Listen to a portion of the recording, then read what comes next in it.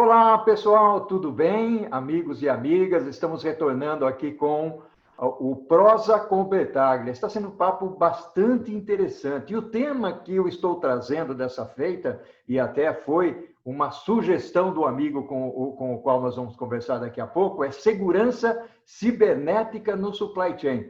Cá entre nós, não necessariamente no supply chain, nós vamos tocar o supply chain para a gente ver quais são as dificuldades, quais são os desafios que nós vamos encontrar, mas nós vamos falar de outras coisas também. E nós sabemos que os crescimentos dos negócios dentro da internet, dentro das empresas via online, esses crescimentos estão sendo significativos. Então, é um momento adequado, inclusive, para que os inescrupulosos possam adentrar aí as nossas empresas, os nossos dados e tudo mais, roubar informações e fazer o pior uso possível delas.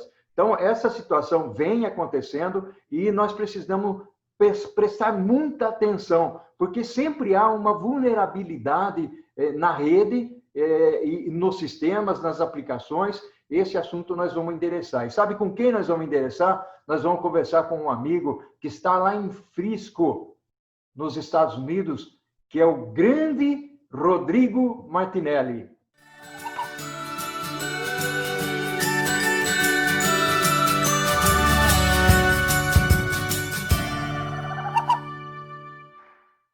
Grande Rodrigo! Como vai? Tudo bem? Fala, Paulo, um prazer enorme. Me sinto muito privilegiado de estar aqui falando com você, meu amigo. Que maravilha, que bacana. E muito calor por aí? Aqui agora a gente está começando a dar uma melhorada, mas até 10 dias atrás a gente estava nos 45, 48 graus. Uau! Isso graus Celsius? Celsius, é. Uau, caramba! Tem, Ô, tem, tem Rodrigo, o que também. é essa figura aí atrás? Essa figura aqui é o logo do Dupla Digital, um projeto novo que o Dr. Luiz Durso, uma autoridade em crimes digitais e segurança digital aí no Brasil, e eu formamos. Está disponível no YouTube e também tem podcasts. Então, esse é o nosso logo aí, o Dupla Digital. Maravilha, muito bacana. Rodrigo, nossa amizade começou lá na HP há muito tempo atrás. Vamos conversar um pouquinho. Gostaria que você explorasse um pouquinho dos riscos na cadeia de abastecimento, os riscos na supply chain. O que você tem a falar sobre isso? Olha, Paulo, na verdade, eu acho que a gente primeiro precisa voltar um pouquinho e entender tudo o que aconteceu com essa pandemia. Do ponto de vista de segurança de dados e proteção, cibersegurança, o que a gente fazia antigamente? E note que esse antigamente não é anos atrás, antigamente é janeiro.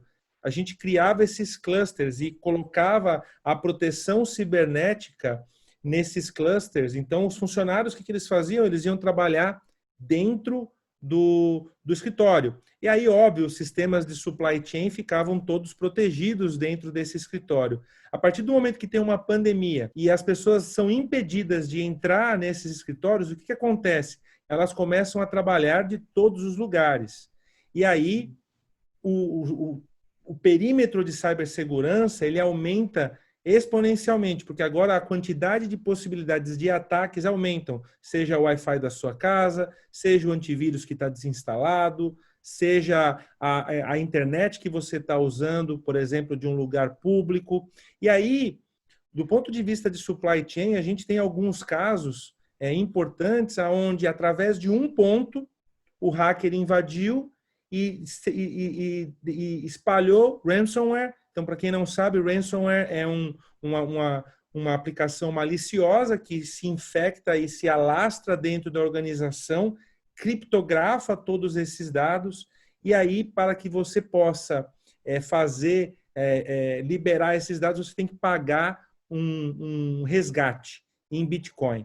Então, quando a gente olha de supply chain, a primeira coisa que vem na minha cabeça é como evitar o ransomware, porque muitas empresas, inclusive empresas que hoje estão trabalhando do ponto de vista de logística para combater o coronavírus, viraram alvo de hackers que invadiram e fizeram ransomware, bloquearam e pararam o sistema inteiro. Uau. E agora eles precisaram fazer o quê? Pagar um resgate para entrar ou chamar a polícia e tentar desbloquear. Mas do momento que está criptografado, está tudo parado. Então a gente teve casos, por exemplo, É na Europa, onde empresas pararam a logística toda da produção de equipamentos para o coronavírus por conta de ransomware. E a mesma coisa, hospitais foram afetados. Empresas que estão desenvolvendo vacina foram afetadas. Então, a primeira coisa que vem na minha cabeça quando eu penso em logística e cibersegurança é a possibilidade deles bloquearem tudo e parar o sistema todo, a cadeia toda. Faz sentido, Paulo? Não, faz sentido. Ô, Rodrigo, até para o pessoal que está nos acompanhando aqui, você falou de algumas empresas, tal. Logicamente, se você tiver nome de empresas que essas notícias aconteceram na internet, logicamente nós não vamos falar aqui da nome de empresa que não deixaram vazar as informações para a internet, ou seja, que ninguém conhece. Então, se tiver alguma empresa que você possa exemplificar, né, e que tenha saído na internet, tenha saído no jornal, na televisão, você tem algum nome? Claro. Não, existem alguns casos, né? Por exemplo, um caso que aconteceu recentemente aí no Brasil foi a Natura, né? A Natura foi invadida, né? E aí até ele não tange tanto a supply chain, mas eu acho que é importante as pessoas entenderem a natureza do negócio. Eles invadiram um servidor, nesse servidor tinha um repositório de credenciais e lá tinha a credencial do portal da Natura, portal de clientes, do natura.com.br.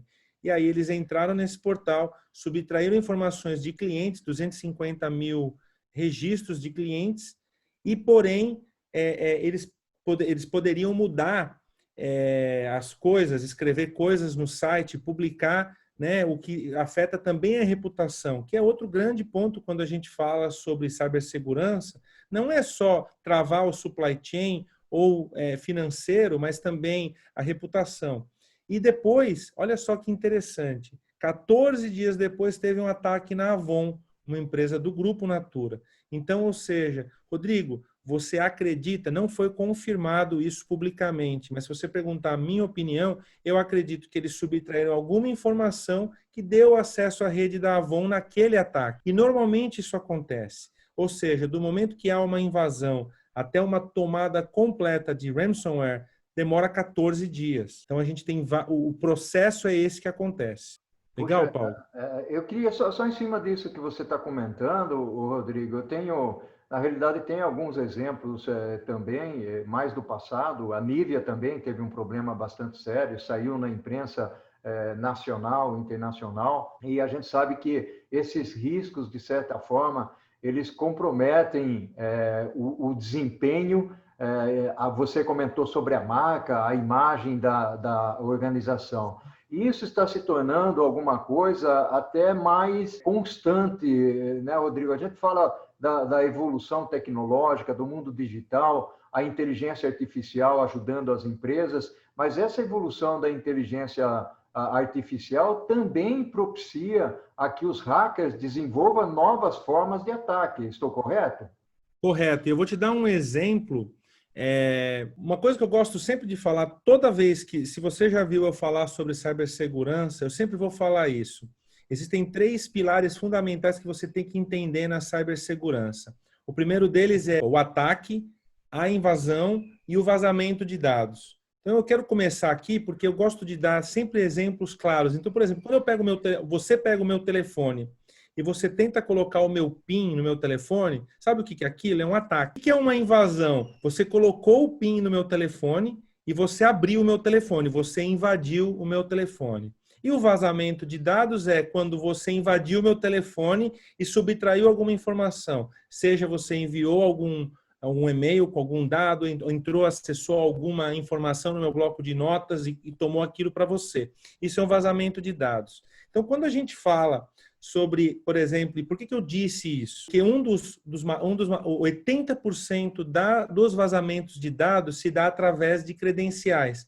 E aí talvez você não saiba disso, mas nós não temos a capacidade de criar senhas ilógicas. A gente sempre vai criar uma lógica. E aí, fazendo agora a ponte com a inteligência artificial, o que os hackers fizeram? Eles vão lá, eles capturam todas essas informações disponíveis suas na internet, nas redes sociais, a chamada engenharia social, coloca isso num banco de dados, a inteligência artificial vai lá e gera 4 bilhões de combinações de senhas.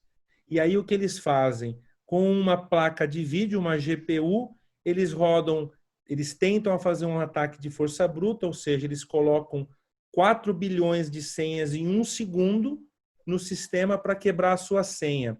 Então, a inteligência artificial ela vem para ajudar, mas toda e qualquer tecnologia que a gente criar, ela sempre poderá e será usada também para meios maliciosos ou fins não tão legais. Então, eu quis contar essa trajetória para você, Paulo, para poder dar algumas informações de como algumas coisas acontecem e como inovações podem, inclusive, ajudar os bad guys, né?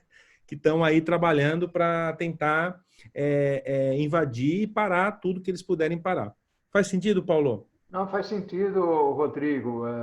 Maravilha, eu acho muito bacana esse passo que você está dando para contar a história. Eu queria agora abordar um outro assunto, que é a segurança cibernética, ou seja, você comentar um pouco para a gente, talvez até seja um pouco repetitivo em relação a esse primeiro bloco, mas no segundo bloco vamos falar um pouquinho mais sobre segurança cibernética, pode ser? Pode ser, vamos lá. Oi, Rodrigo, nós já tomamos a nossa aguinha, ou eventualmente aí o nosso cafezinho, mas pode tomar também durante o bate-papo, sem problema nenhum, tá bom? Aqui o Prosa com Bertaglia é informal, no problem, né? Deu sede, vamos tomar para irrigar a nossa querida goela aí, que nos dá a possibilidade de falar, tá certo? Rodrigo, uma das coisas, eu não sou uma pessoa com grandes conhecimentos de tecnologia, né? Aliás, falar grandes conhecimentos é um exagero, né? O pessoal é capaz de pensar que eu tenho algum conhecimento de tecnologia, né? Então, o que é segurança cibernética, Rodrigo? Segurança cibernética, na verdade, é evitar ou manter que os recursos tecnológicos estejam seguros, ou seja, que você tenha políticas e proteções que evitem que eles sejam invadidos. Essa é a definição de segurança cibernética. Só que quando você coloca a lupa nela, ela desdobra em várias coisas. Então, ela desdobra em como você protege a conexão, como você protege os dados, como você protege os dispositivos, a educação que você dá para os seus funcionários, para os seus colaboradores e até para você mesmo. Então, ela vai se desdobrando. Mas o objetivo número 1 da segurança cibernética é proteger esses ativos físicos e ativos lógicos, como, por exemplo, os dados que a gente tanto fala que tiveram uma explosão nos últimos anos. Isso é o que é segurança cibernética, Paulo. Eu posso dizer, por exemplo, que... Porque dentro da cadeia de abastecimento, dentro de supply chain, nós temos ali uma quantidade enorme de dados, que são dados que realmente podem causar um dano muito grande, não só à empresa, mas também tem dados de fornecedores, tem uma série de coisas, de clientes, né? Importante isso. Eu posso afirmar que a segurança cibernética, ou seja, a forma como eu busco me assegurar de invasões e tudo mais, não está acompanhando o ritmo dos hackers, porque a impressão que eu tenho é que sempre o hacker está um passo à frente. Estou correto nessa leitura? Eu não acho que eles estão à frente. Eu acho que eles se focam e eles acabam se sofisticando em algumas coisas muito importantes. Por exemplo, quando você fala, Rodrigo, eu estou preocupado que alguém vai invadir a minha base de dados. Bom, qual é o caminho para chegar na sua base de dados? É o firewall, tem a rede, a conexão, a senha do servidor. Então, assim, você tem um caminho para percorrer. Para um hacker percorrer esse caminho, ele precisa ter um conhecimento, ou esse grupo de hackers, eles precisam ter um conhecimento muito grande da sua infraestrutura, ter um conhecimento muito grande e versátil das tecnologias usadas. Então, ele requer, sim, uma sofisticação tecnológica e de entendimento para chegar lá. Mas, por exemplo, existem outras tecnologias que não estão... E aí, o que acontece? Deixa eu só fazer um ajuste aqui. Isso acaba demandando um investimento, isso acaba ficando caro para o cara chegar até lá. E aí o que que o cara quer? O cara quer a coisa fácil, tá? E aí você tem outras tecnologias, por exemplo, que são mais baratas. Então, são golpes mais baratos que você pode fazer para chegar no mesmo objetivo, que o objetivo, a maioria das vezes, é financeiro. Ou seja, 90% do que movimenta os crimes cibernéticos é financeiro. Tá? E aí depois a gente tem reputação, a gente tem propriedade intelectual, mas, que também no ponto de vista é financeiro, mas 90% é financeiro. Então, eles sempre vão estar indo atrás do financeiro. Então, eles vão sempre buscar tecnologias que sejam sofisticadas, mas baratas, para que eles possam acessar. E aí, subtrair essas informações. Foi aí, Paulo, que nasceu um pouquinho o conceito do blockchain. O blockchain ele veio para facilitar todo esse fluxo, principalmente em supply chain. E ele tem um esquema muito bom de segurança. Porém, o que aconteceu na minha visão é que a gente acabou misturando a tokenização financeira, a criptomoeda, com o blockchain, e isso acabou não matando a tecnologia, mas acabou dando uma desacelerada. Mas aí, quando você olha e dá uma lupa em tudo isso que a gente está falando, ou seja, os hackers, eles não estão mais avançados, mas eles têm o mesmo acesso que a gente tem e eles sempre vão procurar o caminho mais curto para chegar no objetivo deles. E aí a gente tem essa impressão de que eles estão à frente. Eles não estão. Eles estão focados em fazer aquilo acontecer de maneira mais eficiente. Imagina se a gente tivesse esse mesmo foco nas grandes empresas, com essa velocidade que os caras conseguem fazer as coisas. Vai aí o desafio para entender como que funciona isso, não é mesmo?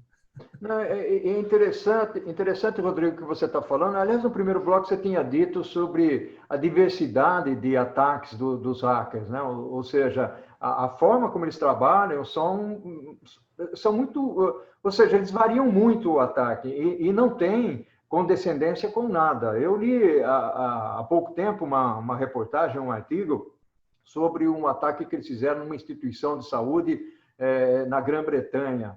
Inclusive, eles atacaram com o nome eu não lembro bem, deve ser o WannaCry Hack. Uma coisa assim. Está certo isso? Existe esse... Isso é o WannaCry. Isso, o WannaCry fez muitas vítimas no mundo todo.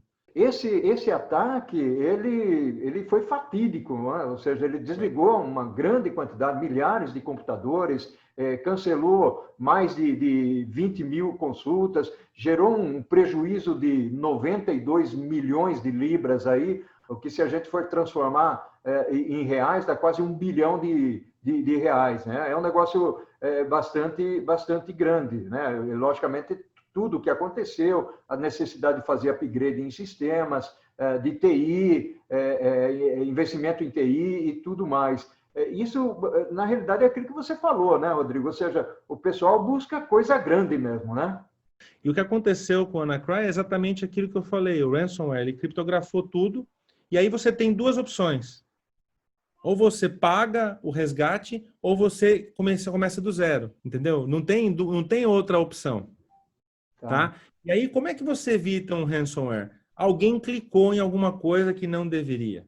E aí a gente fala de um dos fatores que eu falei, que era a educação. Colocar o usuário, o funcionário no centro e armar ele de ferramentas e conhecimento para que ele não clique em nada que ele não deveria. Eu também queria fazer um adendo aqui, que você falou uma coisa que me lembrou um dado muito interessante. 60% das pequenas e médias empresas que sofrem um ataque cibernético deixam de existir. Aqui nos Estados Unidos. Quantos por cento, Rodrigo? 60%. Aqui nos Estados Unidos. Tá? 60% das empresas acabam deixando de existir. Elas não conseguem equiparar as perdas financeiras e as perdas de reputação. Então, assim, tem empresa todo dia virtualmente sendo invadida e perdendo Rodrigo, quando você fala aquele esquema de clicar em algum lugar, o que seria isso? Seria você receber um e-mail com, por exemplo, um link e de repente você clica naquele link e te joga para algum lugar ou abrir algum arquivo? Um aplicativo dentro do seu computador. Eu vou dar um exemplo muito legal até porque eu imagino que a gente tem bastante pessoas, bastante gente que tem o LinkedIn, mas tinha um golpe no LinkedIn acontecendo, onde eles invadiam através da sua senha, e aí eles pegavam e jogavam um arquivo .pdf e enviavam isso, dizendo que eles tinham uma proposta de trabalho para você. E aí, quando você abria aquele PDF, dentro daquele PDF tinha um link para você baixar um arquivo. Quando você baixava esse arquivo, ele contaminava o seu computador. Então, assim, pessoal, o phishing, que é exatamente isso que você falou, são os e-mails que vêm, o phishing não é só e simplesmente através de e-mail. Ele hoje acontece através do LinkedIn, ele acontece através do Instagram, e muitas vezes o phishing não é nem para você fazer download de alguma coisa. Vou dar um exemplo para você. Você já recebeu um e-mail dizendo assim, Paulo, tem um cara que chama Roberto Bertaglia, lá da Itália, e ele morreu e você tem 5 milhões de euros para você receber aqui. Já recebi vários, já recebi vários. Sabe o que esse cara quer? Esse cara só quer que você responda o e-mail dele, falando assim, não, obrigado, ou não conheço ninguém. E aí você vai falar, Rodrigo, mas por que ele quer que eu responda o e-mail? Ele quer que você responda o e-mail para ele saber que você usa aquele e-mail. E se você usa aquele e-mail, a probabilidade de você usar ele para gerar credenciais em sistemas aumenta exponencialmente. E aí ele tem metade da credencial. Credencial digital, usuário e senha. Ele já tem metade, que é o seu e-mail. Agora ele só precisa ir atrás da sua senha, que a gente já falou como é que ele pode fazer aquilo. E aí você fala assim, Rodrigo, o que mais que tem? Tem o phishing de baixar o malware e poder abrir um arquivo, né? E você vai instalar e ele vai contaminar o seu computador. Tem o phishing de você ser levado para um site que parece ser o site de um banco, mas não é. E como é que eu descubro qual que é esse? Eles são muito ruins. O desenho desse phishing, ele é muito ruim. A foto não tem uma resolução. Você olha e você vê que aquele não parece ser legítimo. Mas muita gente cai, muita gente clica e acaba colocando o seu usuário e senha. E eles pegam e vão lá e roubam o seu saldo bancário. Ou até fazem empréstimo no seu nome. Então, assim, existem várias maneiras de fazer. Agora, você imagina, por exemplo, agora caindo em supply chain, se eu tenho um phishing falando que eu preciso entrar no meu SAP para fazer uma transação. E aí eu vou lá, clico nesse e-mail, vou lá, coloco o meu usuário e senha. O que vai acontecer quando eu fizer isso? Ele vai falar, a página não existente, deu um problema aqui. E aí você vai falar, o sistema caiu, liga no suporte, o que aconteceu com o SAP? Não, o SAP está funcionando. O cara acabou de roubar sua credencial. Porque ele criou um mock, né, um sistema, e tudo agora na web é muito fácil, porque você consegue copiar uma página da web muito facilmente hoje. Eu consigo copiar na integridade uma página e fazer um clone dela. Então, olha só quanta coisa que pode acontecer. Por isso que eu sempre insisto, todas as vezes que eu falo sobre cibersegurança, que o usuário é parte preponderante de toda estratégia cibernética. Se você quer fazer segurança cibernética, você tem que ter os seus usuários do seu lado. Faz sentido, Paulão? Faz sentido, Rodrigo. Fantástico. Quantas dicas que você está dando aí. Eu sou um apaixonado pelo Guerra nas Estrelas, né? E aí tudo isso que você está me falando me remete ao Darth Vader ou ao lado negro da força, né? E uma das coisas que eu gostaria de conversar contigo, porque a gente falou sobre muitos aspectos negativos, mas nós vamos tomar um café, uma água, e nós vamos conversar um pouco, Rodrigo. Gostaria que você explorasse sobre como resolver esses problemas. Pode ser? Claro, claro que sim. Então, vamos lá, vamos falar como que a gente pode resolver isso. Grande Rodrigo, nosso texano preferido aí, né? Tá lá no ZEUA, batendo um papão aqui com a gente, trazendo todo o conhecimento que ele tem sobre segurança cibernética. Eu estou aprendendo muito com o Rodrigo aqui sobre o que ele está falando. Estou ficando até um pouco preocupado aqui em clicar em certas coisas no computador. Mas vamos lá, Rodrigo, como é que a gente resolve? Quais são as soluções que existem para nós combatermos esses crimes cibernéticos? Bom, antes de qualquer coisa, deixa eu falar uma coisa. Vou puxar um gancho no que você falou. Estou preocupado. O que eu faço? Pessoal, A solução não é você pegar e se fechar num quartinho e falar, não, vou voltar para um telefone flip, acabou minha vida, estão me monitorando, estão fazendo o que quer. Essa opção não existe mais. Qual que é a opção que você tem que tomar? Se educar. Ou seja, é aprender, entender o que está acontecendo, entender o que você tem na sua mão, entender o que você tem, que aplicativos você tem instalado no seu telefone, quais são as permissões desses aplicativos, o que ele está usando. Então, assim, essa opção de, agora eu vou me fechar no quartinho, Paulo, não existe, tá? Não pode ficar preocupado. Você precisa se educar, entender o que está acontecendo dentro da sua vida, porque como eu gosto de falar, os nossos smartphones, eles estão presentes desde os momentos mais públicos até os momentos mais íntimos da nossa vida. O que você acha dessa frase, Paulo? Não, eu acho fantástica. E até vou mais longe, né? Se como indivíduo eu me preocupo, eu imagino dentro das empresas, né? Se as pessoas ficarem preocupadas e eu vou fechar a empresa porque senão vai ficar muito mais caro para mim, né? E a gente sabe que tudo isso que você falou, quando o cara se conecta aos nossos computadores, né, e buscam roubar informações, eu estou aqui imaginando que ele pode estar roubando, inclusive, segredos de produtos, desenvolvimento de produtos, entrar lá na minha fabricação, roteiros de como fabricar, componentes, fórmulas de produtos, ou mesmo na minha logística, onde eu consigo roubar uma série de informações, né? Ou seja, a gente está muito acostumado, por exemplo, a olhar na mídia e ver, roubaram informações da Receita Federal, roubaram informações do Facebook, roubaram informações do LinkedIn, né? Ou seja, a gente sabe que esses caras eles estão sempre expostos a grandes ataques porque eles têm uma grande quantidade de dados individuais e até de empresas que podem, de alguma maneira, satisfazer aos criminosos cibernéticos, né? Mas dentro das empresas, você acabou usando alguns exemplos aí, nós falamos também da instituição de saúde lá da Grã-Bretanha, mas seguramente tem outros exemplos que a gente pode usar, né? Então, isso que você falou de retroagir não é uma opção, né? Ou seja, nós temos que se educar, isso. Exatamente. Eu vou dar um exemplo, já que você falou de propriedade intelectual, você vai lembrar da Nortel. Nortel é uma empresa gigantesca que simplesmente deixou de existir. E por que ela deixou de existir? Por causa de um ataque cibernético. A Nortel, que aconteceu nos executivos lá, eles fizeram um ataque de spraying, ou seja, eles capturaram informações e tentaram, com essa combinação de senha, abrir os sistemas da Nortel e eles obteram acesso a 7 executivos, auto-executivos da Nortel. Com esse acesso, eles roubaram propriedade intelectual. E aí apareceu um monte de outras empresas fazendo os equipamentos que a Nortel estava fazendo. E aí já foi para o saco. Acabou indo.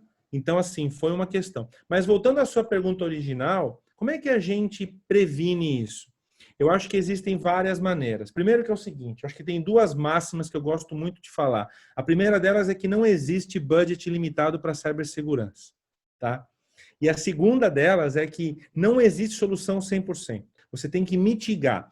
Com risco em cibersegurança é uma coisa muito importante. Então, todo mundo que estudou mitigação de risco e gestão de risco, você vai aplicar isso integralmente em cibersegurança. Ou seja, que riscos eu quero tomar?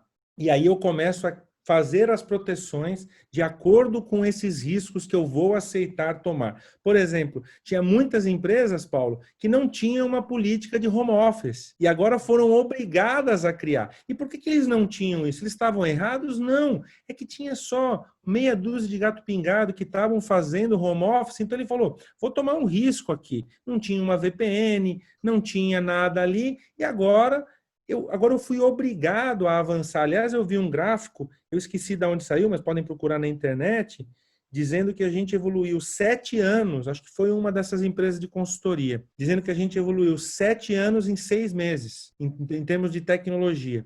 Então, as empresas foram obrigadas a tomar esse risco e criar políticas. Então, vai aí. A gente, primeiro passo de qualquer proteção cibernética ou de qualquer estratégia cibernética é, vamos lá, qual é o risco que eu quero tomar? Quais são os riscos que eu tenho? Essa é a primeira coisa. Depois, você vai começar a mitigar, ou seja, quais ferramentas, quais proteções vão começar a mitigar os meus indicadores mais importantes. E aí existe uma decisão da empresa em saber o que ela quer mitigar. Ela quer mitigar vazamento de dados, ela quer mitigar invasão, ela quer mitigar ataque. A maioria das empresas vai falar, não, eu quero mitigar ataque, porque é o que começa tudo aí. E aí esquece, por exemplo, que a gente tem usuários, o erro humano, o funcionário que copia uma coisa num outro lugar. Então, assim, você vai montar uma estratégia que ela tem que ser compreensiva, ou seja, ela precisa compreender todos esses lados, o lado da invasão, do ataque, da invasão e do vazamento de dados. E depois, a minha grande recomendação é eduque o seu usuário, coloque os seus funcionários no centro de todo esse processo. Acabamos de falar, o usuário tá trabalhando de casa, ele tem uma VPN. Aliás, Paulo, sabe o que aconteceu? Muita gente ouviu do mercado, de pessoas até que estavam só falando, precisa de uma VPN, precisa de uma VPN. E aí foram lá na lojinha da Apple, do Android, e baixaram uma VPN chinesa. Que protegeu os dados da internet, os dados não estavam mais públicos, mas eles estavam nesse canal onde a empresa estava filtrando e sabendo o que ela queria manter para ela. Quanto que resolveu isso? Então, é assim, se você hoje tem funcionários trabalhando em casa, o que eu acho que a maioria das empresas, se não a totalidade, tem, primeiro, tem uma VPN. Segundo, tenha um antivírus. Terceiro, tenha uma política de gerenciamento de credenciais. Com essas 3 coisas, você vai estar eliminando muito dos seus riscos. Olhe para tudo isso, coloque o seu usuário no centro, eduque, tenha campanha de phishing, mostre para ele o que ele pode receber e como ele pode receber e não fazer. Vou dar mais um exemplo recente. Twitter. Você deve ter visto que o Twitter foi invadido. O que aconteceu? Invadiram as contas de pessoas verificadas, das celebridades. Tomaram $118 mil das pessoas porque as celebridades falaram, eu preciso de Bitcoin para fazer isso, isso, aquilo. As pessoas acreditaram e fizeram. Como é que esse ataque foi? Spear phishing em cima das pessoas, dos funcionários do Twitter que tinham acesso ao console. Foram lá, pegaram as credenciais deles, ou seja, mandaram um e-mail corporativo, logo aqui, o cara logou, pegou a credencial, entrou no console, fez o estrago. Então, como é que o Twitter falou? A notícia que o Twitter, a declaração do Twitter para o mercado foi um erro humano. Entenda, olha só que poder que essas 2 palavras têm para que a gente possa entender cibersegurança. Foi um erro humano. Os hackers exploraram um erro humano. Então, pessoal, é muito legal tecnologia, sofisticação, mas não se esqueçam, o usuário está no centro. Gente, a gente não pode dizer que o Twitter, com o tamanho que tem, ele está fazendo alguma coisa errada de cibersegurança. Eles têm todas as proteções que você pode pensar no mundo, mas no final da linha eles têm uma pessoa trabalhando ali e nós somos suscetíveis ao erro humano. Paulo, respondi a sua pergunta? Não, respondeu sim. Interessante esse ponto que você colocou. Eu li recentemente também sobre a Target. A Target, inclusive, é um varejo, um grande varejista americano aí. E até o ataque à Target, ele se deu via fornecedor, que às vezes é uma preocupação que a gente não tem, né? Ou seja, de certa forma, o fornecedor se relacionava com a Target, e aí o ataque se deu no fornecedor, as credenciais foram roubadas, né? Quando se acessou aí os dados lá dentro da Target e tudo mais, e cá entre nós, dados de mais de 100 milhões de clientes e consumidores. É um número extremamente grande. E a Target perdeu aí mais de 120 milhões de libras, né, que é um número extremamente significativo. Então, só para exemplificar Paulo, um pouco mais aí.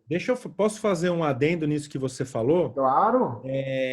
Isso é nossa, e esse é o grande ponto do supply chain. Ou seja, o fornecedor, ele tem acesso aos meus sistemas. Então, eu tenho uma célebre frase que eu falo para clientes, que é o seguinte: a integração gera uma exposição. Deixa eu explicar isso para você. Se eu sou um fabricante de carro e eu tenho um fornecedor que me manda pneu e o sistema dele fala com o meu, como é que eu faço isso? Eu tenho uma integração no meio. Sabe aonde o hacker vai? O hacker não vai na grande empresa automobilística que sabe que esses caras estão prontos para isso, mas ele vai no fornecedor da borracha do pneu, que é um fornecedor muito específico que talvez nem está preocupado com cibersegurança. E dali ele entra no sistema de supply chain do cara, e dali ele entra através da integração no sistema da empresa automobilística. Ele usa a cadeia de suprimentos para entrar, porque ele consegue navegar nessas APIs, em todas essas integrações que nós fazemos, que gera conveniência. Eu tenho uma outra célebre frase, que é: a conveniência é inimiga número 1 da segurança. Então, eu estou muito feliz porque a gente acabou trazendo aqui um exemplo explícito de supply chain. Ou seja, o cara usa a rede de supply chain para acessar o sistema através das integrações. Isso acontece frequentemente. E as empresas, sim, precisam se preocupar com isso. Legal, não? Rodrigo, eu queria agora fazer uma pausinha para a gente entrar no tópico número 4, onde eu queria explorar um pouco contigo o lado dos desafios e ameaças que a gente vai encontrar pela frente. E algumas dicas, né, apesar de que você já deu bastante dica aí, para evitar risco. Tudo bem? Vamos lá, vamos que vamos, Paulo. Obrigado, vamos lá. Grande, Rodrigo, está sendo sensacional esse nosso bate-papo. Muitas dicas. Eu acredito que principalmente o pessoal de supply chain não tem total visibilidade sobre essas ameaças pelas quais eles passam, né? Normalmente é um assunto que está muito mais relacionado com o pessoal de tecnologia, e não deveria ser assim. Então, eu queria explorar contigo um pouco mais de desafios e ameaças que eventualmente a gente tem pela frente, apesar de que eu sei que você já falou muitos deles, né? Eu queria tocar alguns que são bem famosos e também já aproveitar e dar algumas dicas, né? Por exemplo, tem um que está bem latente nesse momento, está ganhando um pouco de atenção, que é o deepfake. Sabe o que é deepfake, Paulo? Deepfake. Não é aquele do cara fazer vídeo com voz de outro, é esse? Vou fazer um vídeo igual o Paulo e ligar para o meu, mandar um vídeo para o seu gerente do banco e falar para ele transferir sua fortuna para mim. É isso que eu vou fazer, tá? Isso é um deepfake. Mas a gente fala do deepfake, ele precisa de uma certa tecnologia para que eu possa, e eu preciso também ter um acervo fotográfico seu para que eu possa criar esse deepfake. Então, é muito comum que os deepfakes eles sejam feitos com quem? Com celebridades, ou seja, eu tenho uma vasta biblioteca de fotos dessas celebridades e eu posso escolher quais são as fotos que eu quero usar para criar o meu deepfake. Mas existe uma outra coisa relacionada ao deepfake, que não é o deepfake, que é uma coisa que acontece muito comum. Sabe qual é? É eu imitar que sou você através de um e-mail. Ou seja, o CEO manda uma mensagem para o CFO e fala para ele: faça uma transferência de $200 mil para esse fornecedor, porque eu fiz uma negociação com ele, o contrato será assinado amanhã. Uhum. Se você receber qualquer mensagem, principalmente de cunho financeiro, você não deve fazer isso direto. O que eu recomendo? Que você pegue e ligue para a pessoa. Senhor CEO, o senhor mandou esse e-mail para mim mesmo? É isso mesmo que é para fazer? Não saia fazendo. A gente teve aqui casos de empresas que caíram nisso aqui. Eu me esqueci agora do mais recente, mas isso é uma variação do deepfake, onde eu me passo por você através de um e-mail e peço para você fazer uma transferência bancária sem eu ser eu mesmo. Então, essa é uma técnica bem comum e muito barata. Por quê? Porque eu simplesmente preciso hackear o seu e-mail. Rodrigo, podem hackear meu e-mail? Muito fácil, com a sua credencial. Lembra? Sua senha, sua engenharia social e por aí vai. A outra coisa é quando a gente fala sobre nuvem. Rodrigo, a nuvem é segura? A nuvem é segura, mas você tem que aprender que Por exemplo, se você está colocando algo na Amazon, a Amazon é responsável por manter a segurança daquilo. Só que a Amazon, ela não é responsável pelo gerenciamento das suas credenciais. E desculpa, eu volto nesse assunto, porque, de novo, 80% são problemas de credenciais, de vazamento de dados. Então, a nuvem, ela é segura.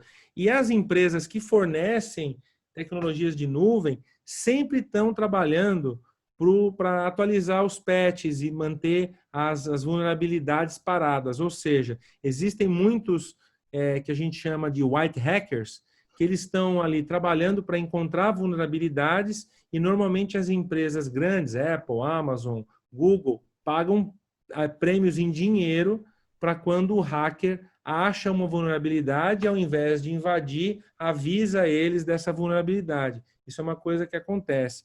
Então, assim, Rodrigo, os isso. white hackers são os Jedi da vida, é o lado São bom os da Jedi força. da vida, exatamente. Estão do lado da luz, da força. Agora, eles trabalham nessa ideia. Eles estão lá para achar vulnerabilidades e dar e sugerir para as empresas. A outra coisa, que é uma coisa que está também, eu queria tocar nesse assunto, porque é um assunto que está bem em alta nesse momento, é a questão de hardware.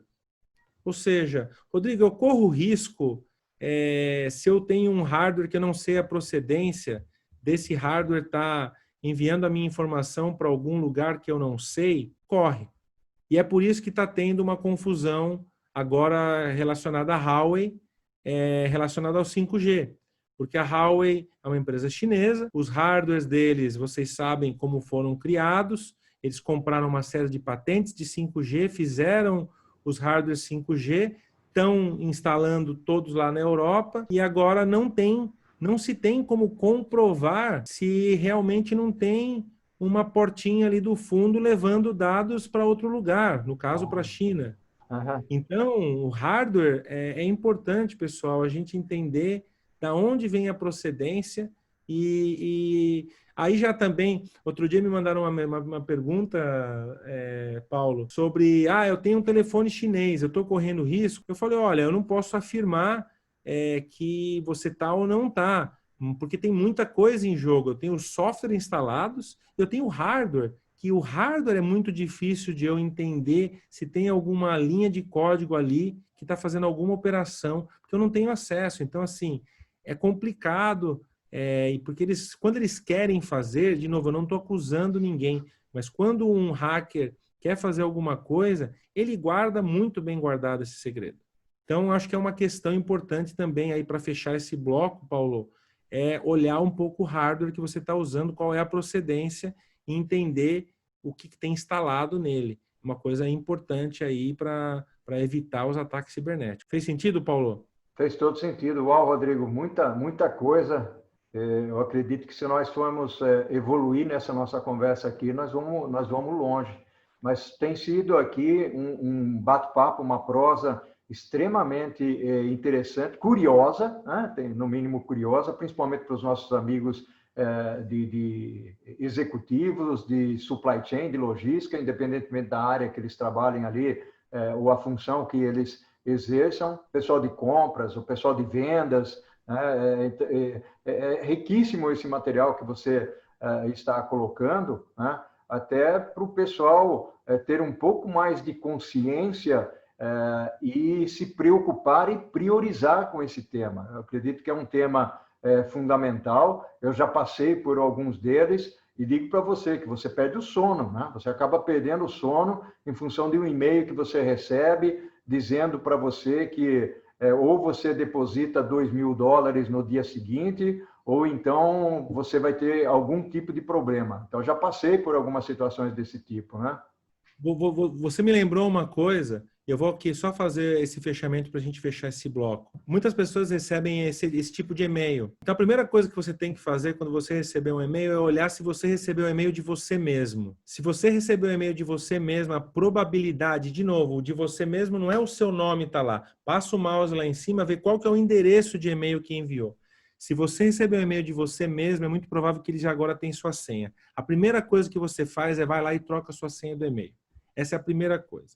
A segunda coisa é entender o conteúdo, porque na verdade a maioria das vezes que você recebe um e-mail desse, ele vai falar que gravou você fazendo alguma coisa e agora quer um dinheiro. Se você souber que aquilo realmente não é verdade, você não tem que se preocupar, simplesmente troca a senha e apaga o e-mail. Ponto. Se você acha que realmente pode ter acontecido alguma subtração indevida da sua câmera ou do seu microfone, você tem que procurar a polícia. Tem que fazer um BO e aí a área de cybercrimes vai ajudar vocês da Polícia Civil. Essa é a minha recomendação. Você tem que atuar de alguma maneira, seja ignorando ou seja realmente fazendo algo com a polícia. Essa é a minha recomendação. Faz sentido ou não?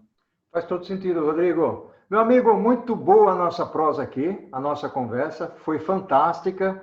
Nós iríamos aqui muito mais longe batendo esse papo.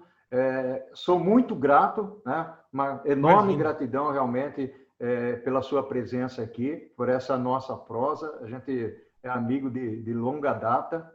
Nem vamos falar sobre isso. Lá da nossa querida HP. Temos muitos amigos em comum que vão nos assistir aqui e seguramente vai somar muito para eles, porque esse é o grande objetivo, É deixar um legado, fazer com que as pessoas reflitam, E eu costumo dizer o seguinte, Rodrigo, embora eu tenha o meu livro de supply chain, eu tenha atuado bastante na parte de estratégia, supply chain e vendas, não significa que você tenha que ficar só nesse mundo. Então, temos que explorar os lados de, por exemplo, como estamos fazendo aqui, de segurança, de network, Tem tanta coisa para a gente ver, exatamente para nós sermos um pouco mais criativos na nossa vida. E inspirar pessoas, assim como você está inspirando com esse conhecimento que você está nos trazendo aí, ok? Muito legal. Minha gratidão, Rodrigo. Querido Paulo, muito obrigado. Eu acho esse projeto espetacular, entendeu? Parabéns mesmo. Você tem muitos amigos, então um privilégio aqui absurdo de poder contribuir. Espero que as pessoas estejam realmente que essa nossa sessão esteja somando para elas e que elas possam estar aprendendo alguma coisa. E aí fazer 2 lembretes rápidos. Se você já me conhece, deve estar conectado no meu LinkedIn, muito bem, se não, conectar comigo. Seguir o Dupla Digital no YouTube, eu falei que era 2, mas vai ser 3, Paulo. E também eu estou fazendo muitos vídeos curtinhos e destaques lá no Instagram, porque eu acabei começando a participar de alguns fóruns e aí o feedback foi muito legal de ajudar as pessoas a entender o que tem nos smartphones. Então, tem bastante coisa no Instagram também, então me segue lá. E assim, pessoal, o objetivo é realmente dividir esse conhecimento, então muito, muito privilegiado. Parabéns pelo projeto, Bertaglia. Cara, que demais. Muito, muito obrigado mesmo, viu? Um forte abraço aqui do Texas, do Texas quente. Tá ainda muito quente por aqui. Tá bom, querido? Ok, Rodrigo. Muito obrigado. Para o infinito e além. Ao infinito e além. May the force be with you. Yes, sir. Tchau, um abração.